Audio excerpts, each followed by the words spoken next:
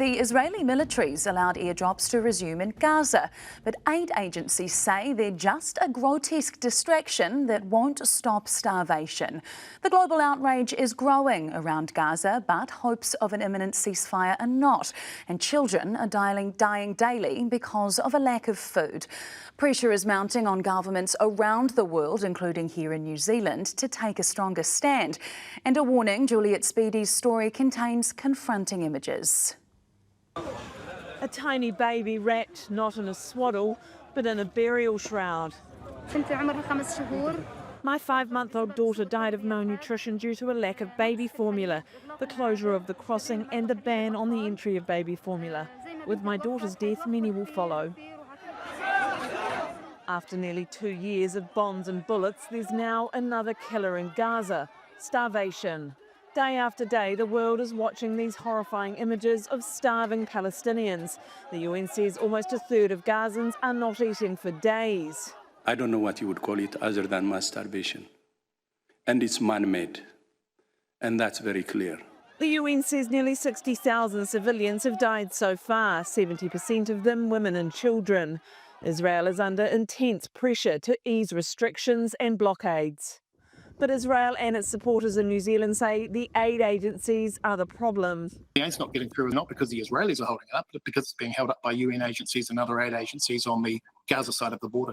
In the past 24 hours, Israel says it's allowed aerial drops of aid to resume. But a senior UN official has warned they will not reverse the deepening starvation, and they are expensive, inefficient, and can even kill starving civilians. Condemnation is now coming from an increasing number of governments. Over 200 British MPs have signed a letter calling on the UK to follow France in recognising Palestine as a state.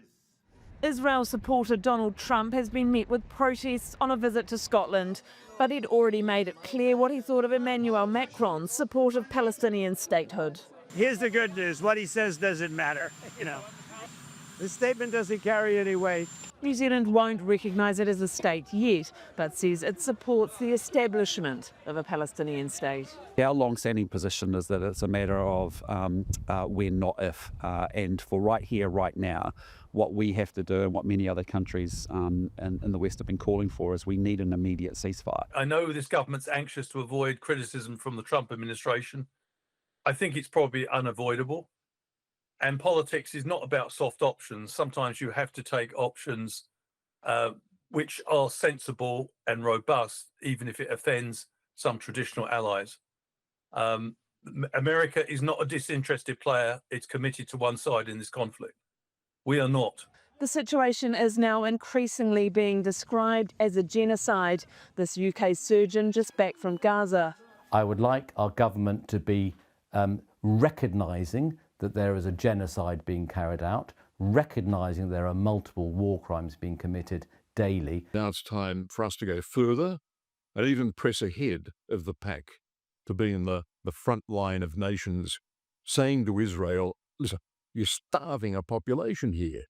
Israeli scholars on genocide or Holocaust studies are virtually united in agreement that what is happening has to be classified as genocide. It's certainly now being described as one of the biggest humanitarian crises since World War II.